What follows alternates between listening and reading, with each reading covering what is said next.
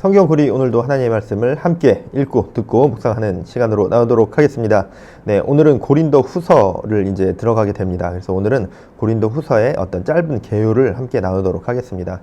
이 고린도 후서는 크게 세 부분으로 나눠지는데 1장에서 7장, 그리고 8장, 9장, 그리고 10장에서 13장까지 이렇게 나눠지는데 이 크게 흐르는 어떤 하나의 맥을 찾을 수는 없습니다. 그러니까 다른 서신서들도 보면은 이 서신을 보낸 목적과 어떤 하나의 전체적으로 흐르는 어떤 맥이 있는데 이 로마서나 갈라디아서도 마찬가지고 다른 서신서들도 마찬가지인데 고린도 후서 같은 경우에는 어떤 일관적으로 흐르는 통합적인 주제가 발견이 되지가 않습니다.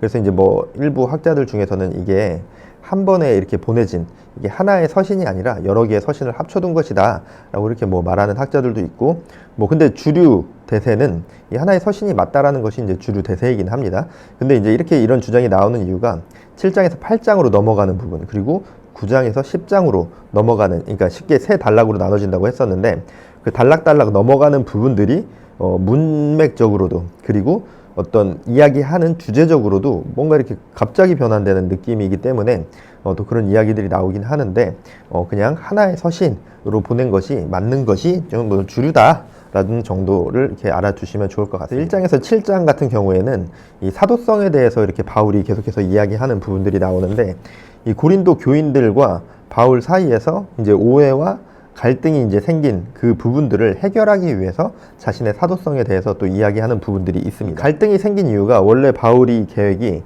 고린도 교회를 방문하려고 하다가 이 변경되는 그런 사항들이 있어서 고린도 교인들 중에 몇몇이 굉장히 불성실하다, 신실하지 못하다, 그리고 거짓말쟁이다, 이런 식으로 이제 비판을 하고 비난을 하는, 그리고 정죄를 하는 그런 일들이 있었는데 그 가운데서 바울과 고린도 교회 성도들 간에 어떤 마찰들이 조금 생긴 거죠.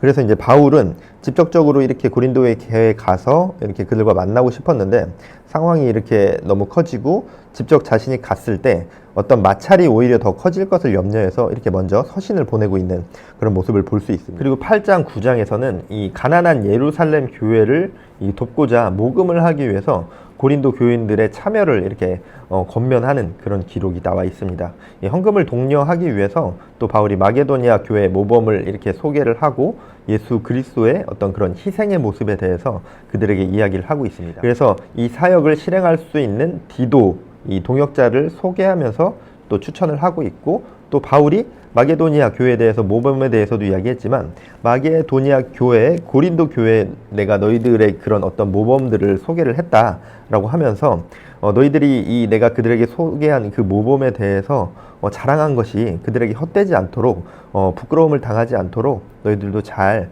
그것에 응해줬으면 좋겠다라고 이렇게 이야기를 하는 모습이다. 그러면서 하나님께서는 어떤 이렇게 하는 그런 어떤 남들을 돕고자 하는, 이웃을 돕는 것을 즐겨하는 자들을 사랑하시고 축복한다라고 이렇게 이야기하면서 자발적으로 또 진정성 있게 준비된 헌금을 할 것을 이렇게 이야기를 하고 있습니다. 그리고 이제 10장에서 13장 마지막 이 단락은 바울이 바울을 모함하는 자들과 또 그리고 그 모함하는 자들의 말에 의해서 그들의 말에 현혹되고 넘어간 고린도 교회 성도들의 문제에 관해서 이야기를 하고 있습니다. 어떤 그 유대인들이 고린도 교회에 이렇게 들어와서 다른 예수, 다른 영, 다른 복음을 전하면서 바울은 그런 자다, 그래서 진정한 사도가 아니다 라고 이렇게 주장을 하면서 바울에 대해서 이렇게 험담을 한 거죠. 이 문제에 대해서 바울은 자신의 사역에 대해서 그리고 사도로서의 권위에 대해서 이렇게 주장을 하고 있습니다. 바울은 자신을 모함하는 자들, 그리고 고린도 교회에 대해서 자신의 사역을 방해했음을 이렇게 이야기하고 있는 것이죠.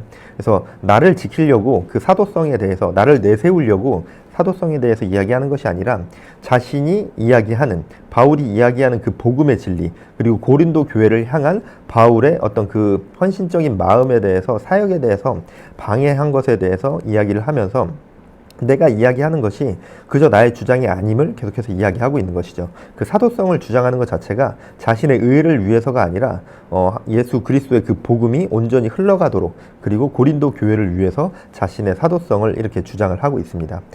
그러므로 인해서 바울이 고린도 교회를 방문했을 때, 그리고 이렇게 서신을 보냈을 때 그것을 그들이 잘 받아들여서 올바른 복음으로 바로 세워질 수 있게끔 이 이야기를 하는 것이죠. 또 바울이 고린도 교회를 방문하면서 또 폐를 내가 끼치지 않을 것이다. 너희들에게 방해가 되지 않을 것이다. 그리고 음란의 죄를 범하는 자들에 대해서만 내가 사도적인 권위를 행사할 것이다. 라고 이렇게 이야기를 하면서 바울의 그 사역, 나 자신의 그 사역 가운데서 너희들이 예수 그리스도를 알게 될 것이다. 라고 이렇게 이야기를 하고 있습니다. 그리고 마지막에는 또 이렇게 부드러운 또 이 인사말로 그리고 축복으로서 이렇게 마무리를 하고 있습니다. 이 고린도 후서에 있는 이 크게 세 가지 단락 안에 있는 이 메시지들을 또 우리가 읽어 나가면서 그 안에서 또 그 당시에 있었던 바울의 모습을 보면서 우리가 또 그 안에서 본받을 수 있는 것들, 그리고 또 내 삶에 적용할 수 있는 것들, 또 우리 교회의 모습은 어떠한지, 또 나의 삶의 모습은 어떠한지를 성경을 비추어서 또 성경을 통하여서 성경을 관통해서 바라볼 수 있는 여러분들의 영적인 눈을, 영안을 키워나가시는 귀한 시간이 되어지길 축복합니다. 네, 이제 기도하는 시간으로 이어가도록 하겠습니다.